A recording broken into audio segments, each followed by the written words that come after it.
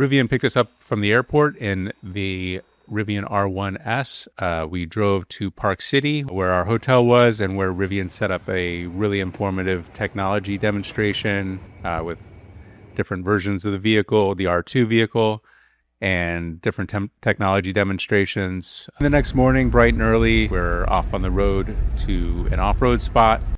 We didn't check the top speed of 130 miles per hour probably, but suffice it to say it does top out at 130 miles per hour, even a few miles per hour over that, I've heard. We went off-roading, some rock climbing, not quite a Rivian R1 adventure, just not that kind of vehicle.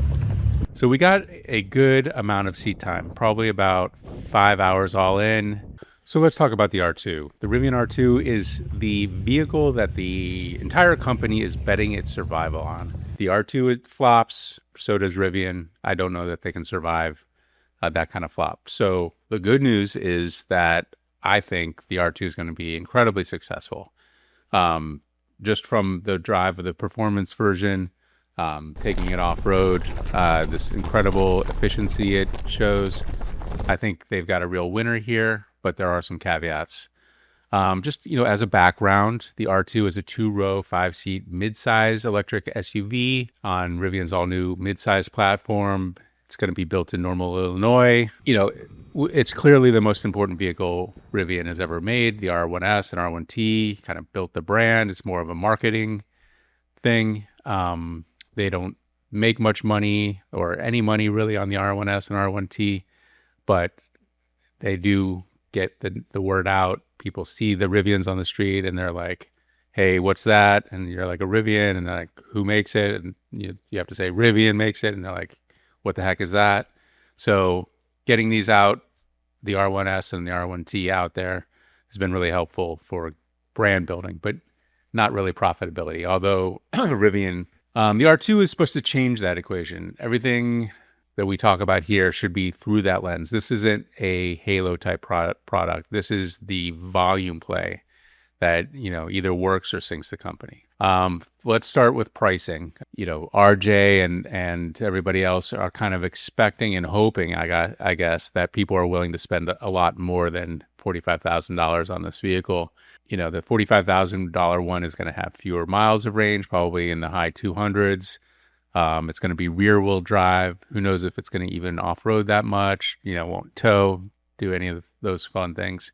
It'll kind of just be, a placeholder. But what we got to drive is the Performance. That's a 58,000, pretty much 60,000 by the time you got delivery charges and any kind of extra upgrades. But this thing gets 330 miles EPA, which is bananas on an 88 kilowatt hour pack. I think what's really going to sell the R2, and there's a lot of things here, but I think it's the little things. I think probably the coolest party trick is the drop down rear glass.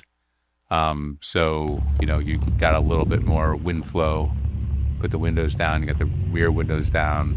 It's a little bit more like you're outside when you're driving, a little bit more like a Jeep. And of course, the engineering obsession behind it is part enthusiast love. They had to relocate the rear wiper to a holder below the window. The cheap standard version may not get that feature, by the way. Another thing, the interior punches way above its price point. It's a very nice interior. I would say just as good as the R1S, which is interesting because it's a much higher price point. So, I think what I came away with and what a lot of people are going to come away with is that this is a $70,000 car and they're charging 50-something thousand for it. And obviously that's the kind of reaction that converts reservations into sales. A couple other things, haptic Halo wheels. There's on the steering wheel. These are going to take a minute to get used to. I didn't quite get used to it in my couple hours in the vehicle, but they're big haptic wheels, and you can push them from the front and the back. And they have haptic feedback, and they tilt to the side and scroll. They're a little bit like Tesla's steering wheel wheels, but much bigger and metaler. And, it's for media and the driver display and climate and all the other things are controllable by these things.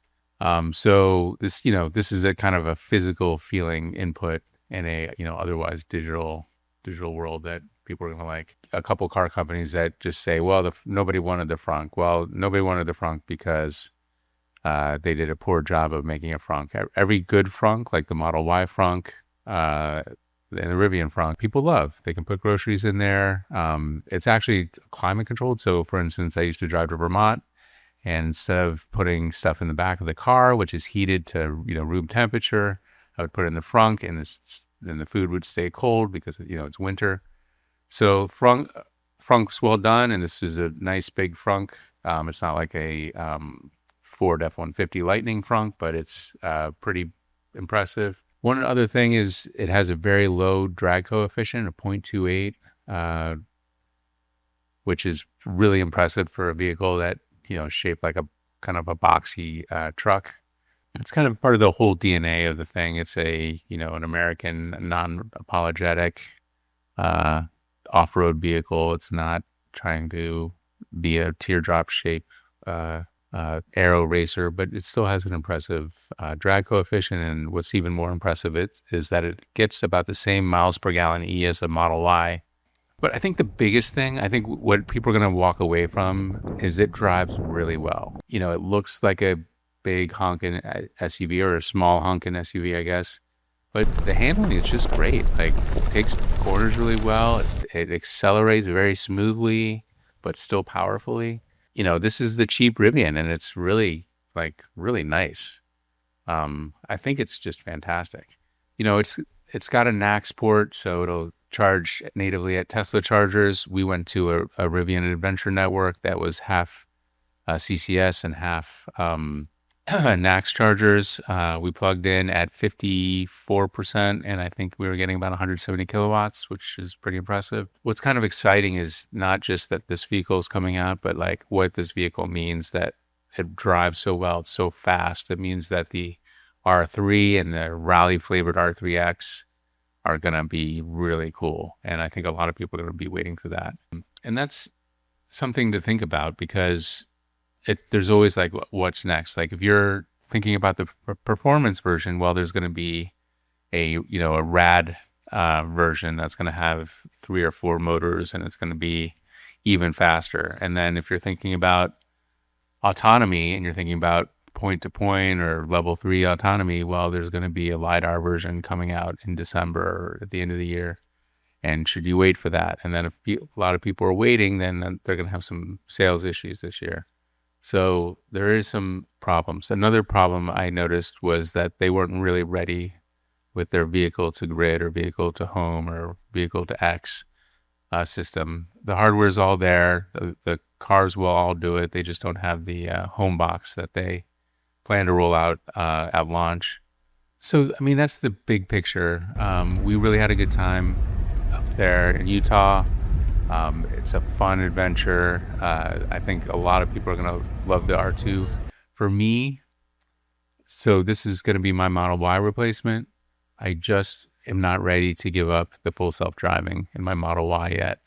And Rivian's self-driving today is not anywhere close to what Tesla will give you.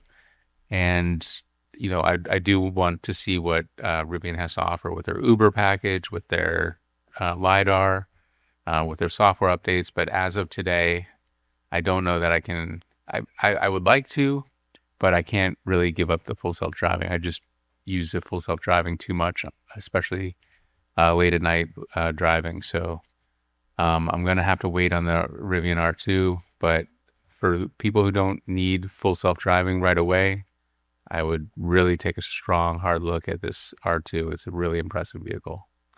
That's it for me. We'll see you next time.